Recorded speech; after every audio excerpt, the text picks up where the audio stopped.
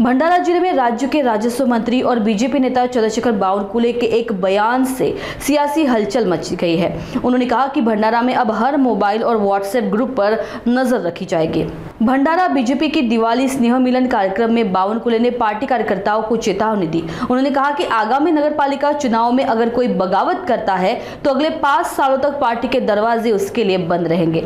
सबसे चौंकाने वाला बयान तब सामने आया जब उन्होंने कहा कि भंडारा जिले के सभी मोबाइल और व्हाट्सएप ग्रुप अब सर्विलांस पर है और हर गतिविधि पर बारीकी से नजर रखी जाएगी। बावनकुले के इस बयान को लेकर विपक्ष ने कई सवाल उठाए हैं। पुढचे 5 वर्ष भंडारा शहराला सत्यानाश केल्याशिवाय राहणार नाही, या भंडारा शहराला उद्ध्वस्त केल्याशिवाय राहणार। एक चुकीची भडक, एक चुकीची भडक तुमसरला, एक चुकीची भडक साकोलीला, पवनीला, आणि त्यामुळे नेत्यांनी विचार करायचा। आवेशामध्ये तिकीट न भेटल्याच्या रागामध्ये आपण त्या ठिकाणी जो खडा तमाशा वापरतो, पण एक चुकीचं मत तुम्ही केलेली एक बंडखोरी ही पक्षाला किती नुकसान करेल, येणाऱ्या विकासाला किती नुकसान करेल। पक्ष एवढा मोठा झाला की 51% मत मिळाले, 1.5 कोटी सदस्य त्या पक्षाची आहे। एक नगरपालिकेने कमी जास्त होणार नाही, पण देवेंद्र फडणवीस सरकारचा, मोदी सरकारच्या योजनेचा पट्ट्यामोड झाल्याशिवाय राहणार नाही। आपल्या पक्षाची इज्जत पणाला लागली असताना एक जरी कार्यकर्ते बदनामी केली,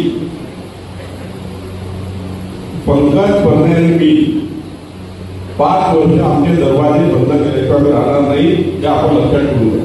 ना भरणे आपल्या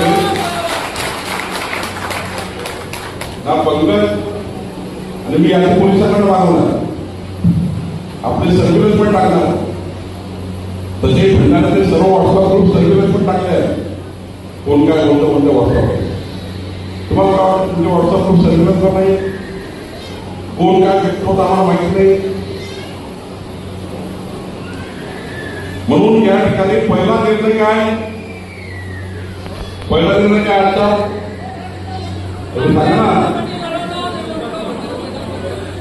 भारतीय जनता पार्टी लढवायची ना, तिने जाहीर लढवायची ना, एकच लढवायची। तुम्ही 51% की लढाई लढा, मी पूर्ण सरकारचा जेवढा पैसा लागेल तेवढा मी भंडारा, साकोली, तुमसर, पवनीकरता आम्ही करणार। जेवढा नागपूरला न्याय मिळेल तेवढा भंडारा न्याय मिळेल, जेवढा वर्धेला न्याय मिळेल तेवढा पंकज भंडारा न्याय देईल। जेवढी ताकद आम्ही विधानसभेच्या निवडणुकीमध्ये आपले आमदार निवडून आणण्याकरता लावली, 288 पैकी 237, भाजपा 149 पैकी 137 आमदार भाजपचे निवडून आले, 92% आमदार निवडून आले आपण। त्यापेक्षाही जास्त ताकद भंडारा जिल्ह्यामध्ये लावणार आहे, तुमच्या कार्यकर्त्याच्या निवडणुकीत लावणार आहे, विधानसभेपेक्षा जास्त ताकद आम्ही भंडाऱ्यात